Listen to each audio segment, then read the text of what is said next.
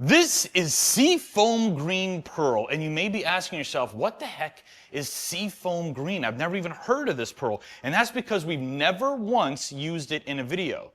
It's a scary pearl. Every time Gabe and I talk about using it, we can never come up with the right base color.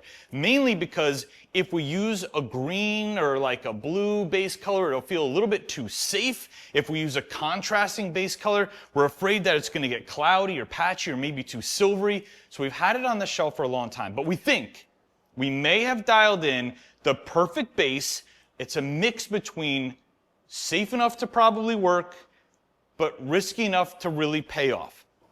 And that's Delta Force Green. It's a new Performance Series color. It is green, but it is really dark, really deep. It's metallic, and it's gorgeous. So we're doing Seafoam Green over Delta Force today. And the pigment load that Gabe is really pushing for here is 5 grams a gallon. Now, we've talked about this back and forth. I kind of said 12.5 might work. Gabe thinks 5, and I have to be honest, I don't want to look at him after the first coat and realize or admit, okay, this was a huge mistake. We've already got way too much color on the car, so we're going to go 5 grams a gallon. I think that's a smart decision. Because what we don't want to do is completely suffocate the Delta Force Green and have a full Seafoam car. We want the Delta Force and the Seafoam to play a role. So we're going to go 5 grams a gallon. So here's going to be 10 total, and like usual, we're going to cut it with 1 more gallon when we're done filming here.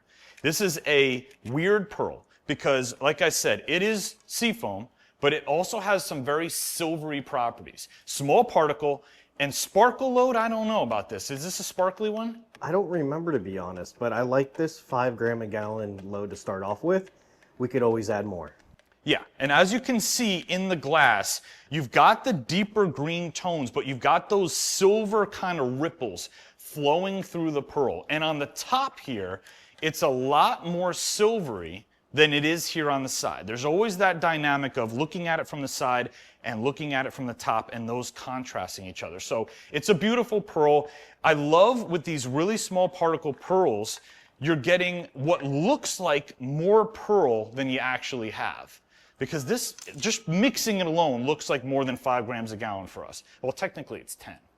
But even with 10 grams a gallon in the top coat here, it looks like more. So here, this is what I'm saying on a stick. This is why we're so scared of it. It's kind of seafoamy, it's kind of green, but it's kind of silvery at the same time. I really don't know exactly what's going to happen when we put this over Delta Force because we've never used this pearl full scale. But we're doing it today. Confidence level? Midway. That's pretty good. I'm right in the same boat. So Seafoam over Delta Force. You ready? I'm ready. Let's go.